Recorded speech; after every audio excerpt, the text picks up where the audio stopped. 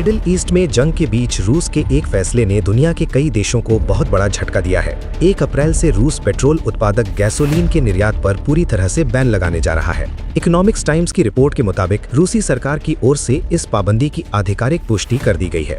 अब सवाल यही है कि आखिर रूस ने ये फैसला क्यों लिया, और सबसे बड़ी बात ये कि ऐसे संकट के वक्त इस फैसले के पीछे रूस का क्या मकसद है और इससे भारत को कितना बड़ा झटका लगेगा, क्योंकि भारत रूस के तेल के भरोसे रहता है। ऐसे में मिडिल ईस्ट में पहले से ही संकट वाली स्थिति से गुजर रहा भारत रूस के जरिए अपने देश में तेल की आपूर्ति कर रहा है। वहीं अब रूस के इस फैसले के बाद क्या भारत के लिए बड़ी चुनौती खड़ी हो जाएगी।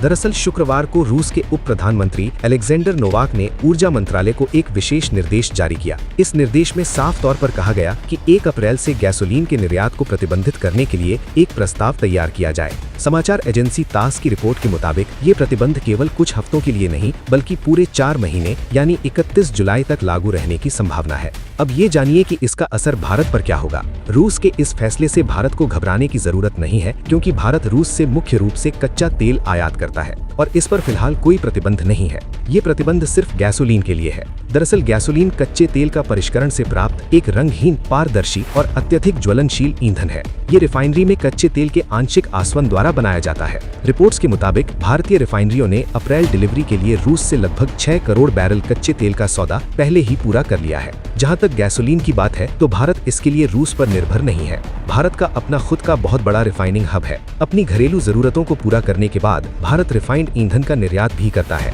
अब ये समझिए कि रूस ने ये फैसला क्यों लिया। दरअसल रूस के इस बड़े फैसले के पीछे कई अंतर्राष्ट्रीय और भू राजनीतिक कारण छिपे हैं। उप प्रधानमंत्री नोवाक ने स्थिति स्पष्ट करते हुए बताया कि मिडिल ईस्ट में चल रहे मौजूदा संकट ने वैश्विक तेल और पेट्रोलियम उत्पादों के बाजार में भारी अस्थिरता पैदा कर दी है। इस तनाव के कारण कीमतों में तेजी से उतार चढ़ाव देखा जा रहा है। हालांकि उन्होंने इस बात पर भी जोर दिया कि विदेशी बाजारों में रूसी ऊर्जा संसाधनों की मांग अभी काफी ज्यादा है, जो उनके देश की अर्थव्यवस्था के लिए एक सकारात्मक पहलू है। सरकार की ओर से जारी बयान में ये भी आश्वस्त किया गया कि कच्चे तेल का प्रसंस्करण यानी रिफाइनिंग पिछले साल के स्तर पर ही बना हुआ है, जिससे पेट्रोलियम उत्पादों की स्थिर आपूर्ति सुनिश्चित हो रही है। दरअसल पिछले साल रूस के कई हिस्सों और यूक्रेन के उन इलाकों में जो रूस के नियंत्रण में है, पेट्रोल की कमी देखने को मिली थी। इसके पीछे रिफाइनरियों पर हमले और मांग में अचानक बढ़ोतरी को जिम्मेदार माना गया था। इसी अनुभव को ध्यान में रखते हुए इस बार पहले से ही कदम उठाया गया, क्योंकि एक्सपोर्ट जारी रखने से अंदरूनी बाजार में दबाव पड़ सकता है। इसलिए ये फैसला लिया गया। वैश्विक स्तर पर देखें तो हालात पहले से ही तनावपूर्ण है।